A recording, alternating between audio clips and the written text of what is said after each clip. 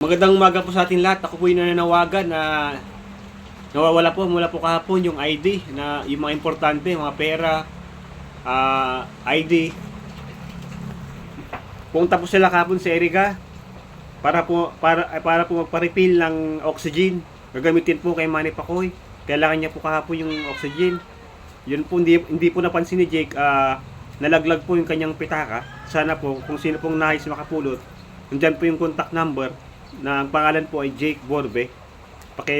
Sana po pakibalik po at paki-contact po yung number. Hingi na po ang kunting tulong. Sana po may balik po nyo sa tamang may-ari. Yan, para po may balik po yung importante, yung mga ID. Yun lang po.